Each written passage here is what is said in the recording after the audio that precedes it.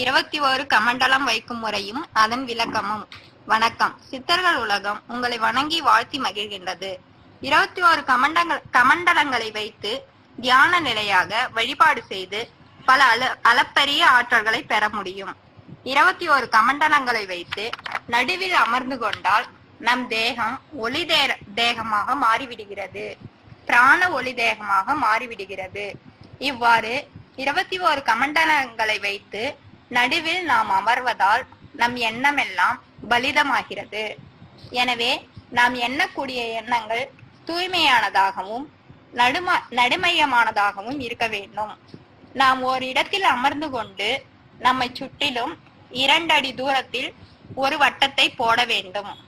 அதற்கப்பால் 1 அடி தூரத்தில் மற்றொரு வட்டமும், அதற்கப்பால் 1 அடி தூரத்தில் இன்னொரு வட்டமும் சாக்பீஸிலோ அல்லது கற்பனையாகவோ போட்டுக்கொள்ள வேண்டும்.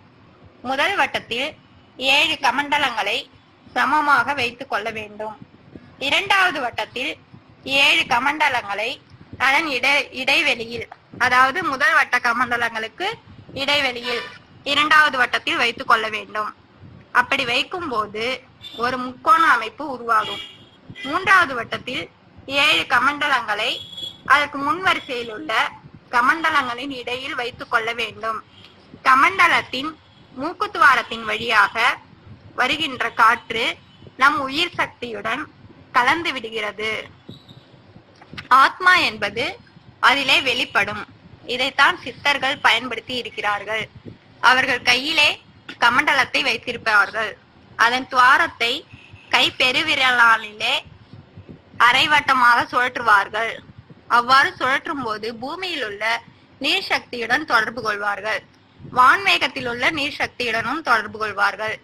எதிரில் வரும் மிருகங்களுடைய இரத்தத்தில் உள்ள நீர் சக்தியோடும் தொடர்பு கொண்டு அதனை மயக்கி விடுவார்கள்.